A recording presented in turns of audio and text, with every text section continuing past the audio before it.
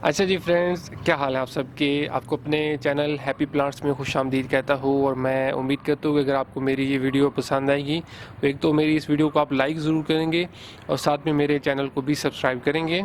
ये दोस्तों हैं फेनल यानी सौंफ के प्लांट्स और इनको मैंने गमलों में अपने घर की छत पे उगाया हुआ है।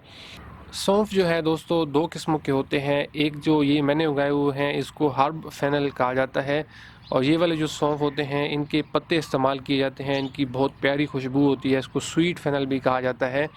तो ये मैंने उगाए हुए हैं। और इनकी एक और किस्म भी होती है, उसको बल्ब फेनल कहते हैं।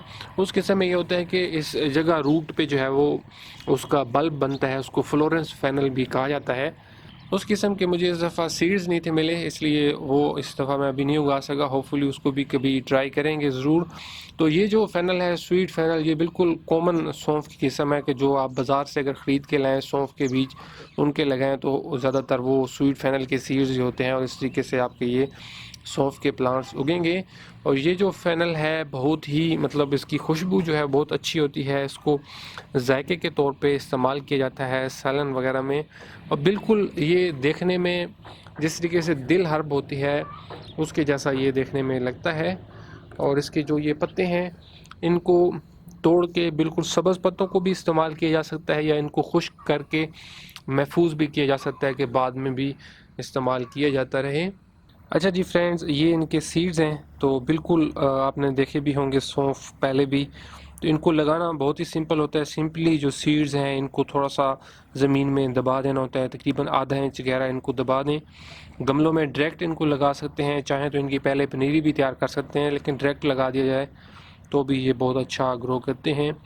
सौंफ के बीज अगर मैं आपको लगाने बता दूं तो बिल्कुल इसका ऐसा सीड जो होता है इसको बिल्कुल हल्का सा यूँ इतना ज़मीन में गहरा दबा के ऊपर इसको स्प्रेयर से पानी दे दें और एक सीड ना लगाएं हर गमले में, 3-4 सीड्स लगा दें ताकि अगर एक नहीं भी उगता तो कोई और उगाता है। तो सौंफ का जो पौधा है इसके लिए आप कोई सा भी गमला इस्तेमाल कर सकते हैं। छोटे गमले में भी उगाएंगे तो इसके क्योंकि हमने सिर्फ स्वीट सौंफ के पत्ते ही इस्तेमाल करने होते हैं, ये टेनियाँ।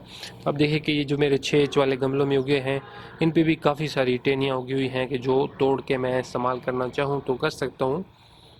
लेकिन अगर आप इनको बीज के लिए उगाना चाहते हैं कि इस पे जब फ्लावर्स आएँ और बीज लगें तो उसमें फिर ये काफ़ी ऊंचा ग्रो कर जाता है पौधा। तो उसमें थोड़ा सा 10 इंच के गमले में एक एक पौधा लगा लें। अब देखें तो ये जो है 8 इंच के गमले में पौधा लगा हुआ है और ये काफ़ी जो है वो ऊंचा हो चुका है और अभी इसने काफ़ी और ज़्यादा भी ग्रो करना है। तो इस हिसाब से फिर अगर सीड्स के लिए उगाना चाह रहे हैं तो फिर इसको थोड़ा सा बड़े गमलों में लगाएं। तो व्यूअर्स ओवरऑल जो है सौंफ उगाना कोई इतना मुश्किल काम नहीं है, बहुत ही आसान पौधा है। इसके लिए कोई ख़ास मिट्टी की भी ज़रूरत नहीं होती, सिर्फ ये है कि आपकी मिट्टी वेल ड्रेन्ड होनी चाहिए। और उसमें जो कम्बिनेशन इनमें मैंने तो रखा है, इसमें 1.5 हिस्सा मिट्टी है, आधा हिस्सा रेत है और 1 हिस्सा कंपोस्ट है। और मज़ीद इस पर कोई भी फर्टिलाइज़र वगैरह ऐड करने की भी ज़रूरत नहीं होती। इनको थोड़ा सा सनलाइट चाहिए होती है तो इनको मतलब रखना धूप में होता है, छाँव में इनको आप नहीं रख सकते। धूप में ये अच्छा ग्रो करते हैं और तकरीबन इनको सितंबर में लगाना शुरू किया जा सकता है। और जो फ्रॉस्ट पड़ती है रात को, जो कोहरा पड़ता है, तो उससे भी ये इतना ख़राब नहीं होते। मेरे जो प्लांट्स हैं बिल्कुल ओपन जगह पर पड़े हुए हैं और रात को इन पे कोहरा वगैरह भी पड़ता रहता है।